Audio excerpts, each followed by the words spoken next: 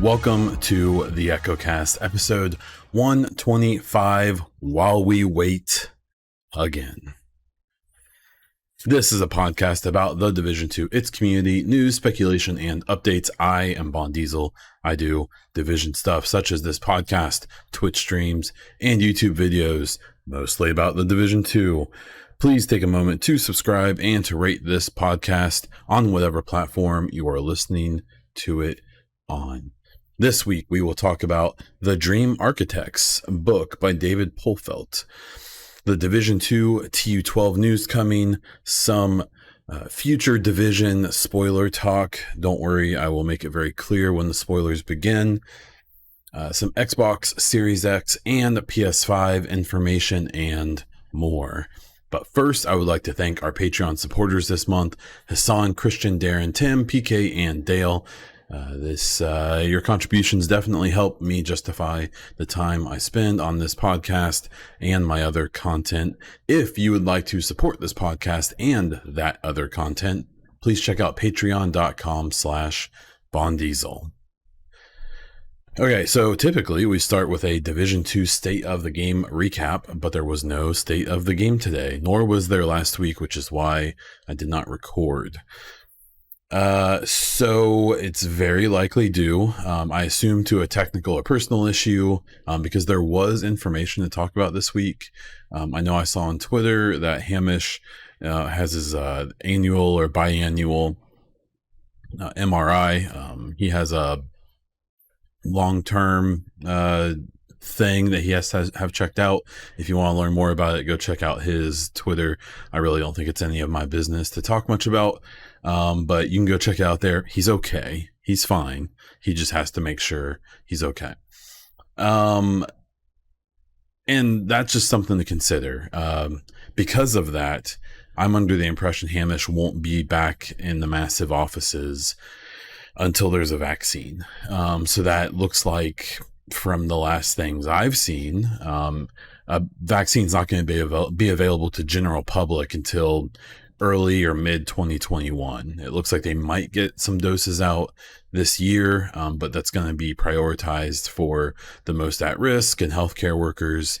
And then I wouldn't be surprised if it's the middle of next year or even later before they can give us a public release of that. So because of that, don't expect to see Hamish really in their new studio and stuff, which is kind of a bummer, because if you didn't know, during this whole crisis, or right when it was beginning, was when they were moving all of their teams to their new office, Eden. I'll talk about that a bit when I talk about the Dream Architects book with David Polfeldt.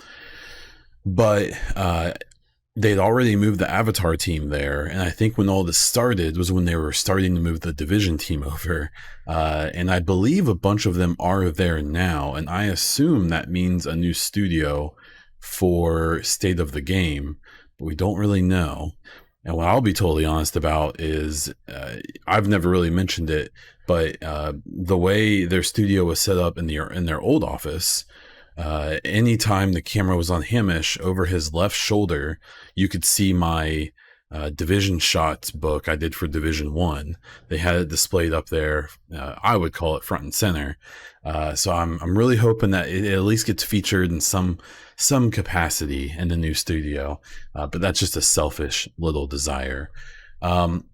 Not having a State of the Game for a whole month is kind of a bummer. I, as much as anyone, kind of depend on that for at least a little bit of my podcast. So, that's, I get it. I get the frustration. Now, there's always people who, when they have a State of the Game, it's always a hot mess in the comments. But when they don't have one, it's just as bad, if not worse.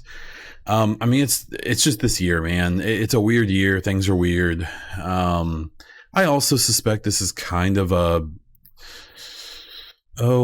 how do I say it? This is kind of a symptom of where we are currently at with the Division 2, like where it's at in its development. If people remember, around this time, this would be equivalent to late 2017 for Division 1. And if you remember that, they had even less going on. So you have to consider that they took multiple week breaks multiple times around this time of development for Division 1. And they didn't have seasons to update us on. They didn't have new quote unquote new content that was coming out every few weeks, with every season and so on and so forth. So, back then it was literally just like a bug fixes and like global events, but they were the same things over and over. So, it's kind of just where we're at. And it obviously there's other factors as well. So it looks like the next day of the game will be on November 4th, I believe was the date they gave. We'll talk about that more after the break. So getting into some general gaming news, the first thing I'll talk about is actually kind of Division adjacent. I purchased and read a book called The Dream Architects by David Polfeldt. If you don't know who David Polfeldt is, he is the managing director at Massive. After reading the book, now I know a lot more about him and how important he is to, if you're a Division fan, how big of a deal that is, but just in general. And so what I'll say about the book is if you're a Division fan, you should get it. It's a really cool origin story for the guy in charge of the company that makes the game. It also is mostly an origin story for Massive. I'll talk about more, but Massive got purchased by Ubisoft around 2000, I think it was 8 or 9, and Massive before Ubisoft and after were basically two different companies. A lot of the same people, so the soul was still there, but there's just a lot that's different about the two companies. So for the origin of what we know as Massive today, it's a great book to learn about that. So, but the book covers kind of his origins, where he started out. He was an art major. He was an artist. He wasn't in the games, or not like making games. It talked about a bunch of his early jobs and how he had jobs kind of morph into gaming. He tried to start his own gaming development team. It sounds like a couple times. And then when he got in with Massive, because he knew the person who created it, his name was Martin. And then subsequently they're purchased by Ubisoft, and how basically the person in charge of the studios, the purchased studios at Ubisoft was on vacation when they bought Massive, and she didn't want them.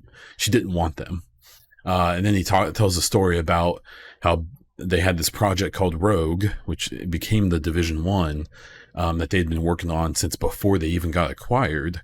And they really started cracking on in 2012. They worked on an Assassin's Creed and Far Cry 3 in this time, but Division was their own IP. And the whole point of Massive, what David wanted from it, was that they would have two IPs that they own and they work on, and they would have their own engine that those games are on. And it's kind of cool because we know now that they have the Division franchise, they have Avatar, and they have Snowdrop. So those three things have been fulfilled. And then we'll see where they go from there. So he's pretty straight up and honest about the development of Division and how it went, and how he calls the game a piece of shit a few times not long before it came out. What I'll say is that it seems like his outlook on the Division 1 is very much like a meta overview of how someone who's in his position and knows how much of a struggle it was to get that game made would see it, and that it was a success financially and sales wise and things like that. He doesn't really go into how things worked after it was released, because I have a pretty good feeling that people in his position basically disconnect from the games when they release, and it's other people's jobs to handle them after they come out. So if you're looking for him to be straight up and deep about the way the game was in development, Division 1, good book. If you're looking for him to have commentary on how the DLCs went in year 2 and year 3 and then Division 2, he doesn't talk much about it. He actually he briefly mentions Division 2. This book seems like it was written like late 2019, from the way he talks about stuff, or maybe mid 2019. And so it was after Division 2's release, but I don't know if there's some reasoning why he didn't talk more about its development. Maybe he didn't have a whole lot to do with it. I'm not sure. So just a warning. I suggest reading this book no matter what. If you're into gaming and you want to peek behind the curtain, even if you aren't a Division fan, this would be a good book to read. So if you are a Division fan, I think it's even better. If you're curious about how people in gaming get to where they are and how things work behind the scenes and the politics of it all, and specifically with Ubisoft, it sounds like it's a very from his book, it comes off as very tense, at least at the upper management level. It seems that way. So it was very eye-opening, and it's funny how a lot of stuff very much explains a lot, and I'll kind of leave that there. A surprising thing that I was really excited to read about in this was they give it's the most information I think anyone's given out about what the Avatar game is going to be. And even the process of them getting the rights to that game. I don't want to spoil it because it's one of my favorite stories in the book. So I highly suggest you actually read it or get the ebook or the audiobook and listen to it, because how they acquired those rights.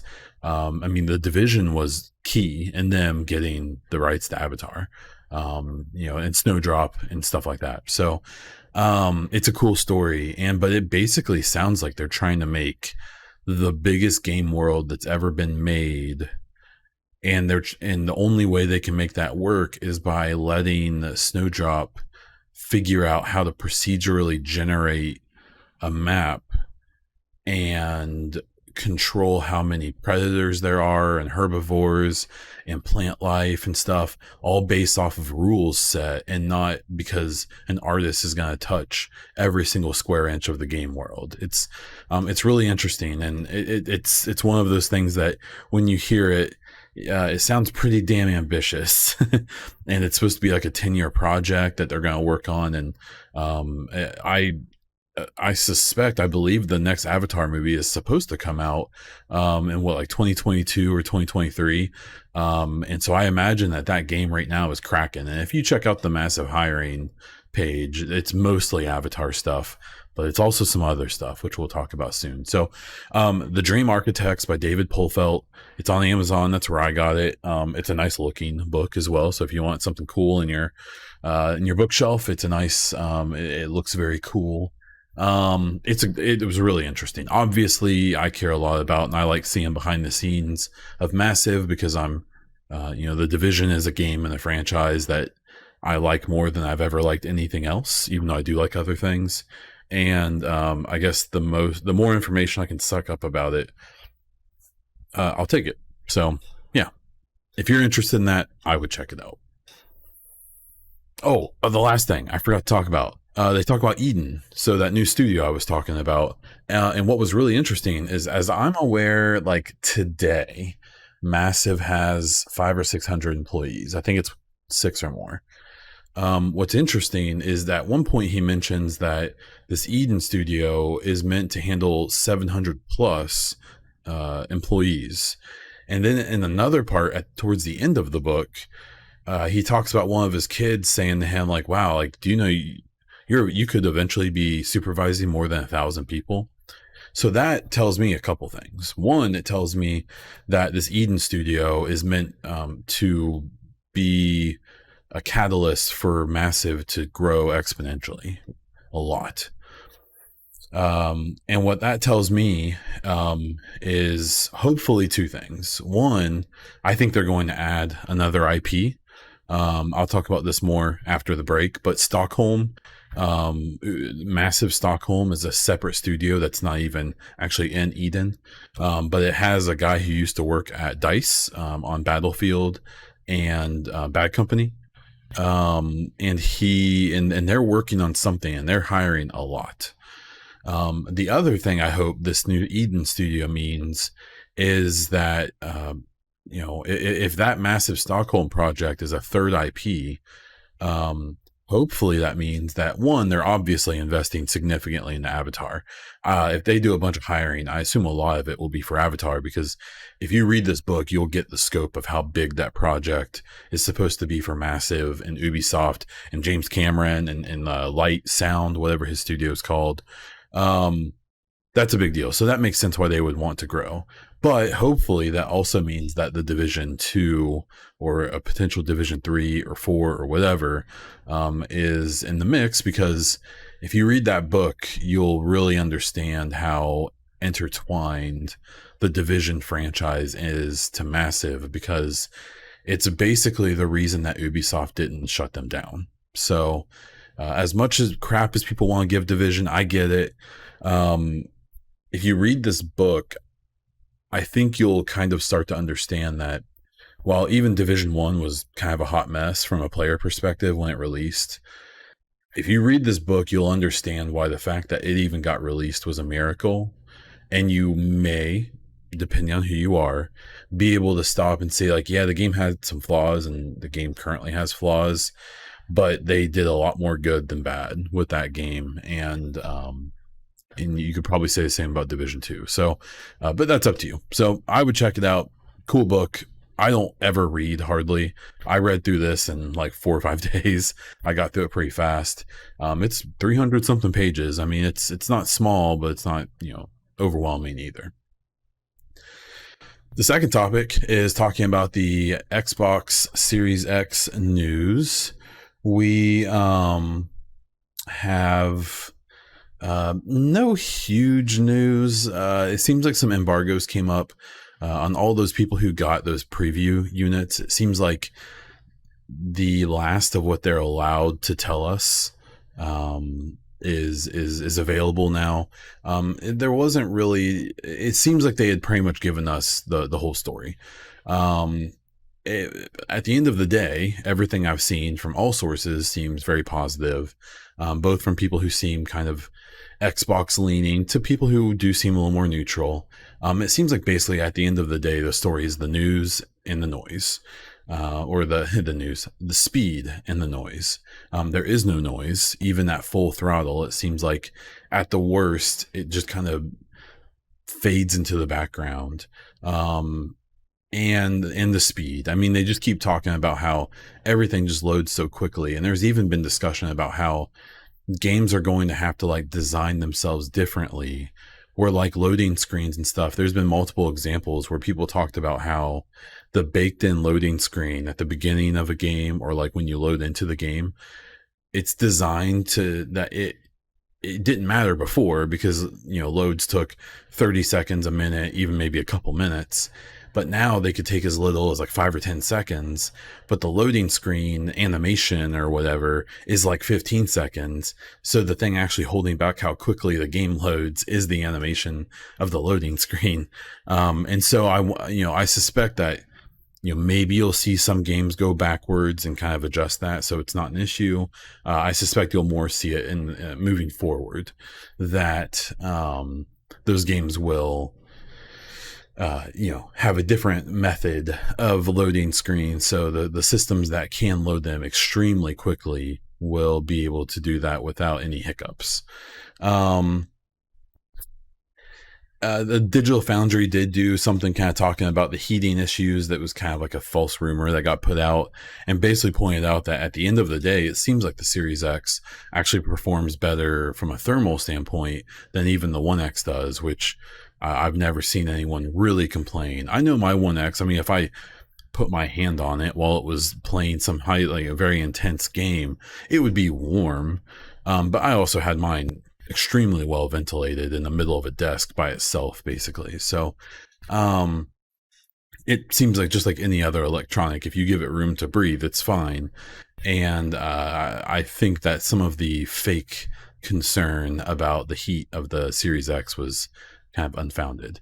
The last thing, I don't think there's been any real previews like this about the Series S.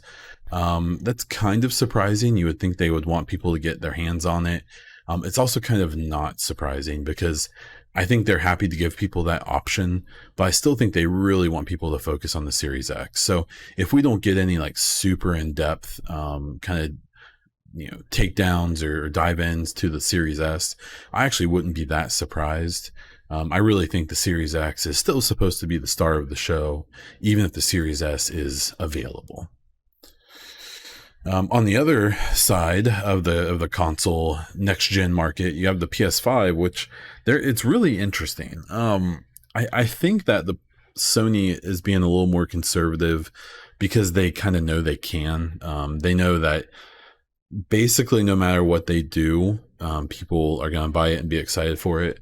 But it is interesting that they've had, there's been a few bits of controversy here and there, most of it kind of BS, one thing did come out this week with a PS4 UI update that will also be in PS5, and how there's the ability to record conversations that happen through the system for reporting reasons. And I will say that I've seen kind of multiple takes on it from different people in the gaming world. So my whole thing is, I remember like a long time ago when they initially revealed the PlayStation and the controller, the PlayStation 5, was when they announced that every single controller has a mic in it. I remember I had like PTSD flashbacks of the Kinect on the Xbox One when it first came out.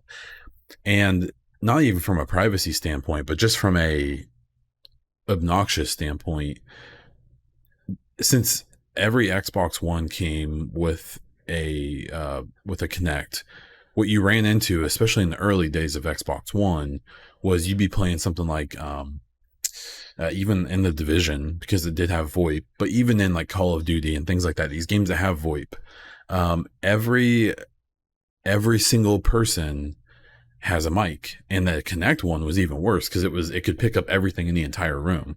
And so what you would literally have were these moments where if the wife was yelling at the husband who was playing games, or if the kid was playing the games and getting and yelling at their siblings or whatever, you would hear everything. And sure, you can mute it, you can mute them specifically, but it happened all the time.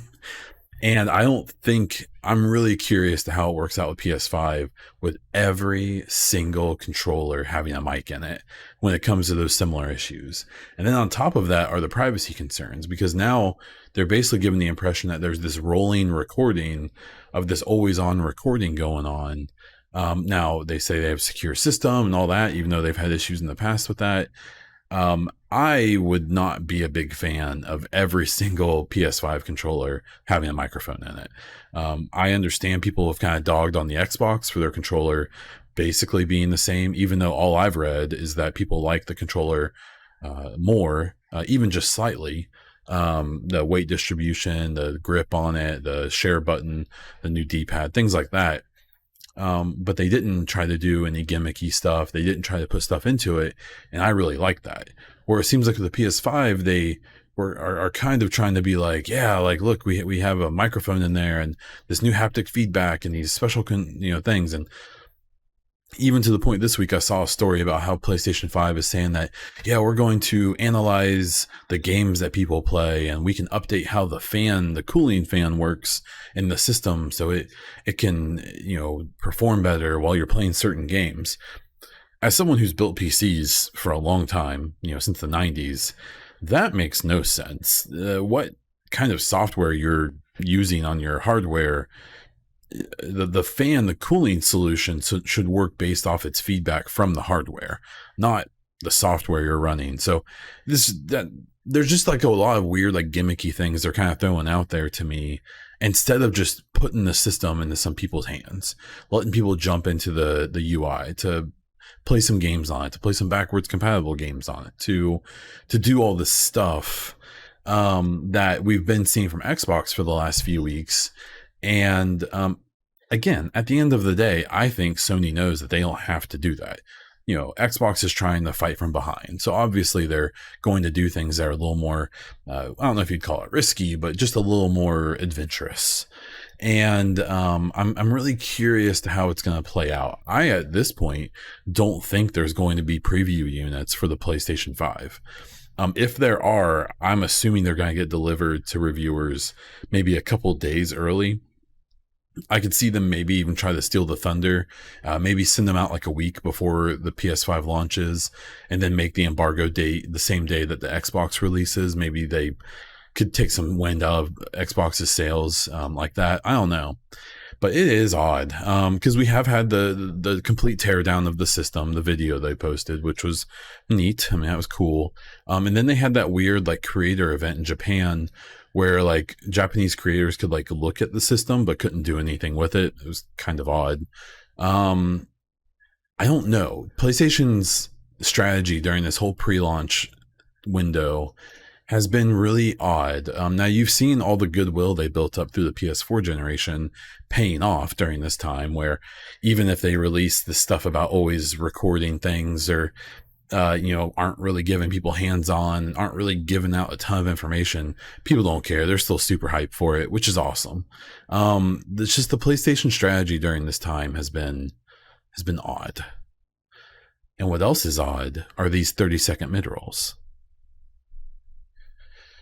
Okay, so let's jump into some Division 2 topics. Like I said at the top of the show, there will be a segment here at the end with spoilers. I will clearly announce that we are not in spoiler territory yet. So the first thing here, we have the release of title update 11.1. I've only seen kind of a post here and there about some glitches with skills and things like that. I mean, if you're a true Division fan at this point, you probably kind of expect these things. I don't necessarily think that means that we should accept them or be cool with them, but there is kind of a fool me once, shame on me, or shame on you. Fool me 100 times, shame on us both. Kind of a situation here. But overall, it seems like the reception of the new Summit changes is really positive. The only real kickback I've seen, it's something I feel as well, is I do wish there was still some ability to skip up the levels. I understand now that you can customize the difficulty. They don't want people to just jump to level 51, set it to normal, and just buzz their way to the top. But at the same time, who cares? Why not? I don't know. I don't think it's that big of a deal. So, yeah. Full disclosure, I won't be able to play 11.1 until November 10th, when my Series X comes in. I loaded up I downloaded Division to my PC. I got it going. I'm only level like 5 or 6 on there. Fun little story. The only time I've actually played my PC tune was in the 8 hours before Division 2 released in the United States. It was available in Australia, so I VPN'd to Australia so I could play it early, and played it for like 3 hours, and it was awesome. And I never touched it again. So I tried to play it again on my PC. I really hate mouse and keyboard with Division. Obviously the aiming is great, but everything else sucks. I hate using skills with my keyboard. I hate the movement. I hate cover system. It's awful. I hate that game on PC. And I would normally just plug in a controller, but I sold my Xbox with my extra controller, so I don't even have a controller in the house. So for now, it's real-time strategy games and Escape from Tarkov until November 10th. But that's when I will check out TU 11.1. By then, I won't really probably review anything necessarily, because it'll be out for like a month by then. But overall, it does seem like it's being received well, and I am excited to get in there and finally finish the Summit. Now, the information that we got this week, that even though there was no state of the game today when I recorded this, they did say on November 4th, when the next day of the game does come along, there will be a Title Update 12 info drop of some capacity. So what we know about Title Update 12 is that will come along with Season 4. So it depends on what they say Title Update 12 is. I don't know if it's supposed to add any new modes or do any big changes or whatever. But we do know it'll come along with Season 4. So I imagine Title Update 12 will come in, it'd be like early December, I think. So we know there's the Nightmare mode. We don't know anything about it yet. The only thing we really know is that it has something to do with Kinley College. I'm personally hoping it's a big revamp of Kinley College. What I'm worried about is that it's going to be really cool and fun to play, and it's a limited mode, and we're only going to get it for like 2 weeks or something. That would figure with Kinley College, but I'll wait and see. We also know it comes with the season 4 Manhunt, which will be Fei Lao. In the spoilers, we'll be talking about that situation, so I won't say much about it now. So we'll have new Manhunt, this nightmare mode, and that's all we kind of know. So I'm hoping that maybe they're going to announce some type of like Christmas event. It'd be cool to get a level 40 snowball Tommy gun. If they'll put that out again with the loot goblin with their Christmas hat again. And we'll have to see. I've been speculating for a while. I think season 4 and title update 12 is going to be the last big drop of content and info. I suspect after that, from 2021 to 2022, I think it's maybe going to be either like rehashing manhunts or global events, or maybe hopefully there's more seasons or whatever, like, or new modes or something. It'd be really cool if there's more than just that. But I'm still anticipating an announcement of Division 3 in March of next year, because they actually shortened season 3. It was short by like a week. And it seems like they did that so that season 4 could end right in the middle of March. That would be 2 years, the 2-year anniversary of Division 2. And on the 2-year anniversary of Division 1 is when they announced Division 2. So you never know, with COVID and stuff, it's hard to tell. Games that were supposed to come out in 2 or 3 years may not come out in that time frame anymore. So that very well could affect a game like Division 3 if it's even in development.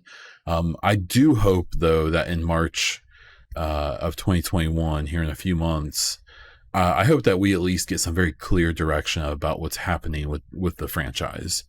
Either there's a third iteration coming in 2022, or they're going to continue to support Division 2 with some new modes and more seasons or whatever. I still think it's Division 3 for multiple reasons, including the next topic, but especially because of what I'm going to talk about in the spoilers. So either way, we're going to get some type of information about TU12 on the 4th. And I'll be there, and I hope you will be too. If you can't be sure to check out my Twitter account @BondDiesel, where I do live state of the game updates and reactions.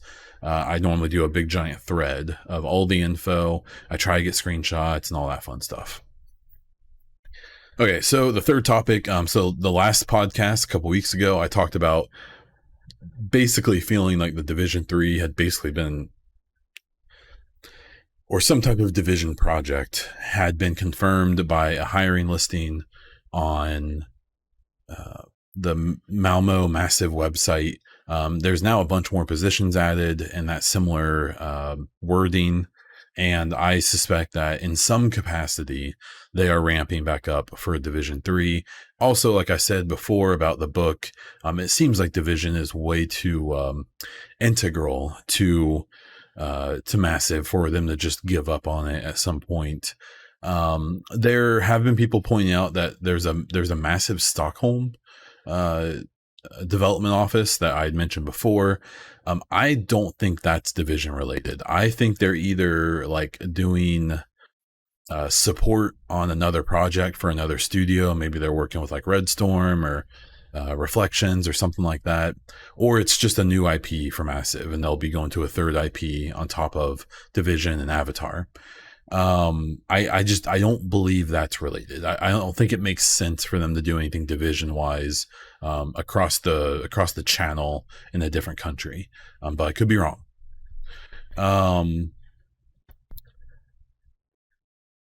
So that's what we know, which isn't much, but I'm still pretty confident. So we'll have to see if I'm right here in a few months. Okay, here's the spoilers. Spoiler alert. I'm going to be talking about season 4 spoilers. The spoilers from the PTS, was it PTS 9, 9.0 or 10? have all basically come true. The season 2 and 3 spoilers have all basically been dead on as far as we can tell. And so I suspect that the season 4 spoilers that were in that data mining are probably correct as well. Now, let me clarify that those season 4 spoilers had the least detail. Season 2 and 3 were very detailed about what they revealed. The season 4, really, it just had some voice lines that the person who data mined kind of guessed from there. But I think that it's at least worth talking about that and why I think it supports some of my predictions. So this is your last warning. Spoilers for the next few minutes, 5-10 minutes maybe, and then I'll start to wrap the show up. So okay, so in season 4, what we know from these spoilers is that the manhunt is for Faye. So you're going to go through and you're actually, the agents that you fight to get to her, the 4 agents that she recruits, are actually some of the agents that she was dealing with during the Warlords of New York story, where if you listen to the audio files, she, there was the rogue agent that she captured, who we basically figure out, I believe, turned her to Black Tusk.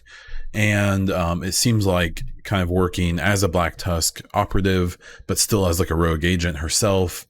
She collects these 4 agents, you hunt them, and then the final mission is you actually hunting her at the Camp White Oak.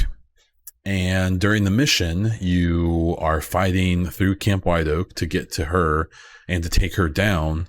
And she has President Ellis in the final camp, and she kills him. And what you need to realize is that even though the agents and stuff in DC know that he's like a turncoat, he's been helping Black Tusk behind the scenes, he's still technically the president of whatever's left of the American government, and he's still the boss of the Shade agents technically.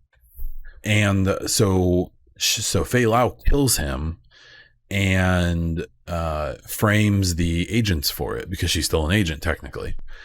And what I think, and that's basically all we know. She gets away. So I'm under the impression that we do not kill Faye.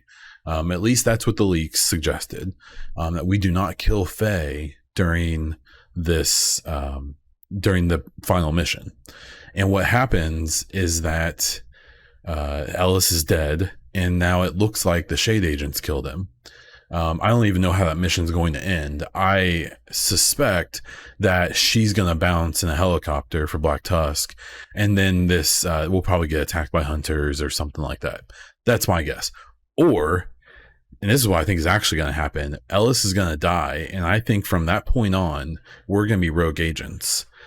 And I think there's going to be some type of, we're going to end up being like ambushed by like non-rogue agents, or we're going to get ambushed by Black Tusk or something like that. I'm actually kind of glad that the spoilers don't go into how that mission ends, because there is enough mystery. There's a lot of things we don't know about season 4 even right now, but we do know kind of these major points. So what I think that means, and that information is why I do believe that this is going to be the final act of Division 2 from a lore standpoint. Because what I think this is going to turn into is, I think Ellis is dead. Faye, frames the Shade agency for it.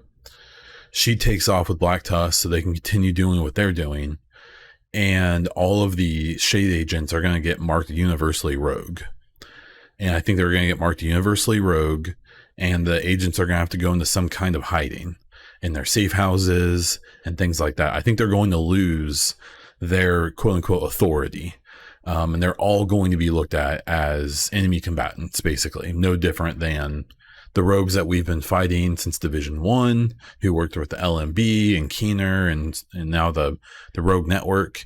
And I think that's going to lead into a Division 2 or a Division 3, where the Shade agents who are left are going to go into hiding and start operating more of like a guerrilla type warfare.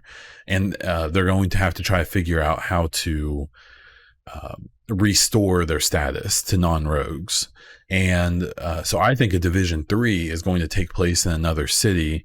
They did talk about Seattle and New Orleans from before, that were considered at the same time as DC for Division 2. I highly suspect they haven't stopped considering those places for a location, and both of them could work for a place for agents to congregate, to get away from like the coast where the Black Tusk is focused and things like that. And you could go as far as going all the way out west for the agents to kind of come together and be like, okay, so we're what's left. We need to figure out how to prove that we didn't do anything wrong. And we need to take down Faye and the Black Tusk. And I think that's what Division 3 is going to be. I think there's going to be some type of story that New Orleans or Seattle or some other city is like a big giant shade hub. I actually, to point out something about the shade agents, I think they're going to lose their connection to Isaac because they're going to be marked rogue. And I think that's where Anna, which is Keener's version of Isaac that we got a preview of basically when we took down Keener. I think that we'll start to use Anna. That will be our new system. And I think they're going to play into all of that. And then I think that's what Division 3 is going to be. And I think it's going to come out in 2022. I also am kind of curious to what a Division 3 even looks like, because if that's the direction they go with it, that gets to a point where, like, if they really want to tell that story about like a redemption story for the agents, it's going to take more than just kind of like a light story like we've gotten with Division 1 and 2. I think it's going to require like a real more like legitimate single player experience. And the more and more time that passes, the more and more I wonder, with that SotG guy leaving, who was a big pusher on all these games as a service games and open world games. I think that the Division would always be an open world game, but I would almost wonder if one day it would take, it would look something more like a Witcher type game or something like that, but with co-op, where it might not be this like always online game necessarily and things like that, where it may turn into a more traditional open world experience that can tell a much more clear and detailed story. You have to think that games as a service was the hot thing in like 2011-12 when development really ramped up on Division. And it's just not at this point. You're talking about a studio that has put out 2 games in this style that in theory is trying to compete with Destiny, but never has really shown an effort to actually try to compete with them, because you're talking about a studio that's working with like a fifth of the resources just from manpower. I mean, Bungie's a gigantic studio that's mostly focused on one game and has no overlords at this point. They can do whatever they want, where Massive isn't that way. It's a large studio, but it's segmented into different games and projects, and it's moving people around. And even at its peak, Division probably didn't have as many people working on it as Destiny 2 did or does currently. So I think what we may see is them stop maybe trying to directly compete, if they ever were, in the games as a service game with something like Destiny, and try to go to maybe a more traditional or maybe even like a more story focused route of being maybe just a more traditional open world game. And honestly, there may be a point where, if you really ask me the honest question of, would you rather have what we had with Division 1 or 2, or would you rather them release a game that's got like a good 20-30 hour experience, has some replayability to it, but isn't really like super focused on that, and then every 6 months there's a 10-15 hour DLC that comes out? And then there maybe be, maybe they then could take some time to focus on making like a whole separate survival mode, maybe a whole really actually focusing on like a conflict mode, a good 4v4 PvP mode for people to play when they don't have other stuff to do. I don't know. I made a poll with only got about 100 responses, but that's still something. Asking people like, would a Division 3, does it have to be a games as a service for you to want to do it? And a slight majority said no. And I found that really interesting. I just really wonder, like, I really do believe that if Ubisoft ever wanted to compete directly head up with Destiny, they could, if they gave Massive enough resources, enough money, enough manpower, and enough patience and time. I think they absolutely could. I just don't know, you have to look now, what games are the most popular today? And because it's so hard to predict, 3, 4, 5 years in the future, but you're looking at mostly session-based games are popular today. You're talking about the battle royales that are still popular. You're talking about games like Fall Guys and Among Us and things like that. You're talking about games that aren't 1,000-hour experiences. You're talking about games that are, 30-minute experiences. And so I kind of wonder how just that change in gaming landscape will impact the Division franchise and hopefully a Division 3. I'm also really curious too, and I really hope that Division 3 would be next gen only. Because even Division 1 was held back by the original Xbox and PlayStation 4. And the One X and the PS4 Pro, which was out when Division 2 came out, I mean, that's great, but they still have to make the game for the old systems. And so if the specs that the PS5 and the Series X are putting out are the absolute minimum that they have to shoot for, I would really be curious to how many of those big giant world things they could do that they speculated and showed us back in 2013's trailer. I would love to see how much more of those things they could open up. And that's kind of my argument for the idea that maybe this doesn't need to be this massively multiplayer, games as a service experience. What if like all of those world elements that we saw back in that 2013 trailer where like every section of the map had its own like little system of like control and power with the local factions and the JTF and the agents?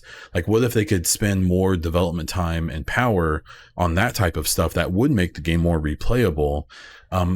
We got a hint of that in Division 2 with the control points and the patrols and the way that, at least until TU10, those control points used to be able to take each other over. So there was kind of this, and if you ever paid attention, there were times where an outcast control point would send a party to a True Sons control point and take it over. I would almost like to see a big expansion in that kind of depth and make that stuff more consequential or more interesting. There's kind of the joke about the campus and the theater settlements in Division 2. Well, they can be locked down by the BTSU or the Black Tusk, but literally you just go do like a 30-second activity and then they're unlocked again. Like they're blockaded and then they aren't. So I don't know. I'm starting to wonder, I just kind of wonder if the way that they did Division 1 and 2 has kind of worn out its welcome, and if they would do a Division 3 and not make it unrecognizable. I would still like to see a basically similar game, but to try a bunch of different things or to give up on things that just don't seem like they've worked. I won't go into a PvP rant this time. There is room for PvP in this franchise, but not in the way that it works right now. I think the DZ is a failed experiment, which is kind of ironic considering the DZ in the game is also a failed experiment. I think the DZ in Division 1 made a lot of sense and was a cool idea that just because of humans just didn't work, and it never worked the way that they wanted it to. And then Division 2, I just don't like the origin stories for all three DZs. Just to me, just is kind of silly. It just seems like it was really forced. And then they still couldn't make it work.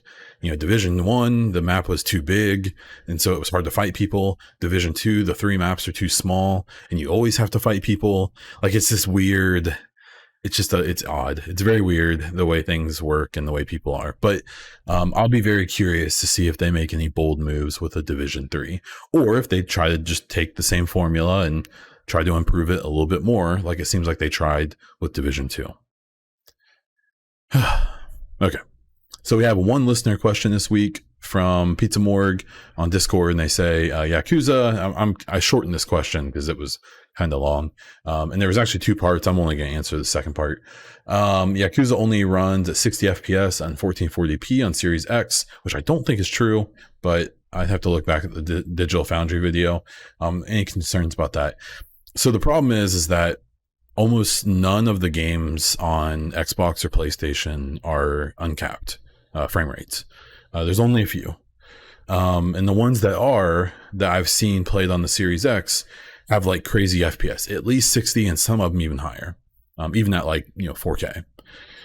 So the problem is that because the current gen systems, the Xbox One, the PlayStation 4, the PS4 Pro, the One X, because even they struggle, at 900p or 1080 or 1440 or 4K to even hit 30 FPS for the most part. And there's a few games that have like a frame versus visual selection. But for the most part, most of the games on console are locked at 30 FPS. The Division 2 is an example of a game that on consoles is locked at 30 FPS. And so even the problem is that even with these games that are kind of cross-generation, like Yakuza is probably capped at 60 FPS. I have no doubt in my mind that that game can run at more than 60 FPS on 1440p and should be able to hit at least 60 FPS at 4K. That game isn't like a next-gen game. It's a very pretty, clean game, but there's nothing about that game that should challenge the new systems in any real way, shape, or form. So I think there's going to be this kind of cross-generational thing where it's like some games I'm sure there's going to be people that are going to say that about like Division 2 on the Series X and the PS5. They're going to be, why is this 2-year-old game, why is it only doing 30 FPS? And it's because, at least as far as we know right now, they aren't going to unlock the frames or even bump up the minimum up to 60 for even the new systems. As far as we know, they've only said that Division 2 will work on the next gen. They've said nothing else. I'm really hoping that they will, maybe a TU12 or something, that they'll give at least the option for like a frame rate mode or a graphics mode, or allow the new systems to have, an uncapped frame rate, or at least a frame rate of 60 to really take advantage of it. Because it's really, honestly, at the end of the day, that's all we need. That's all I need, because I can already tell you that when you load up a game like Division that has issues with data streaming and pop in on the map and stuff like that, like those things aren't going to happen with the Series X and PS5, even if it stays at 30 FPS. Because the hard drive is just bonkers. It's just so much faster. So you're actually going to see a lot of improvement, even if they don't change the frames.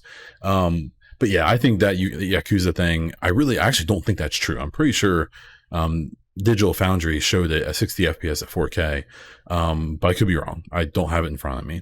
But either way, that's mostly going to come down to the studios and what they're willing to do and not to do. So I'm not super worried about that. What I'm curious about is in like 3 or 4 years, when the Series X and the PS5's tech are kind of hitting a wall.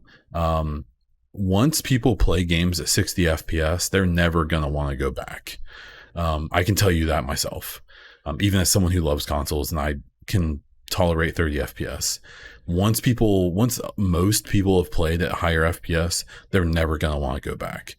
So what I'm curious about is, I really hope that developers with especially next gen exclusive games, that they're going to have the ability or the wherewithal to ensure that you can choose. Because if in 3 or 4 years my Series X can only do 60 FPS at 1440p or even at 1080, I will choose that every time. It will be hard to go back to 30 if you spend 2 or 3 years on the new systems playing at 60 on almost everything. So that's more what I'm concerned about.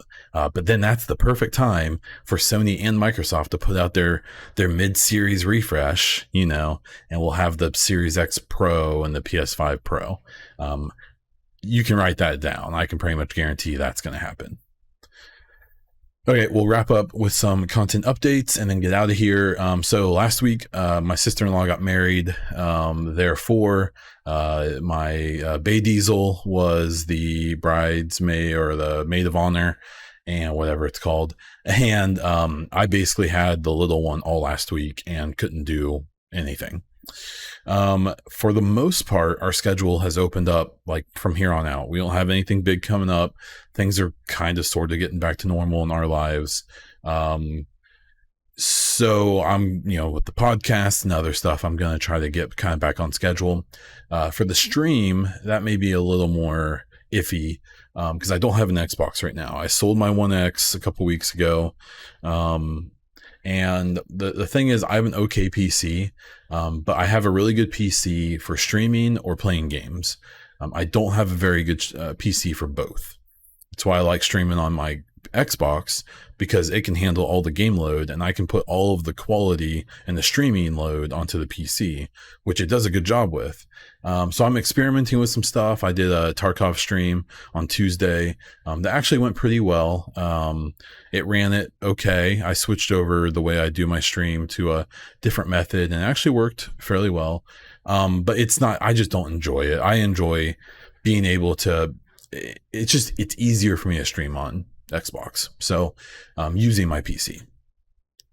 So until November 10th, you may see me not streaming super consistently, or if I am streaming, it's going to be weird stuff because like I said before, I just can't invest time into the Division not on my Xbox character at this point. I've got stuff I need to do, and I don't really feel like doing a character from scratch again. So yeah. Now what is cool is with the Series X, at least with games that can do it, I can bump up my stream up to 60 FPS, and I'll be able to have a much higher quality stream. So I'm actually kind of excited for that and to try that out. So there's that. Whew, 55 minutes. I did a lot of chatting. I am Bon Diesel on Twitch, where you can find me a few times a week. You can check out my Twitter at Bon Diesel or at the EchoCast. If you want some cool EchoCast or Bon Diesel merch, check out designbyhumans.com/shop/Bon Diesel or search for me on their website. That's all I have. So until next time.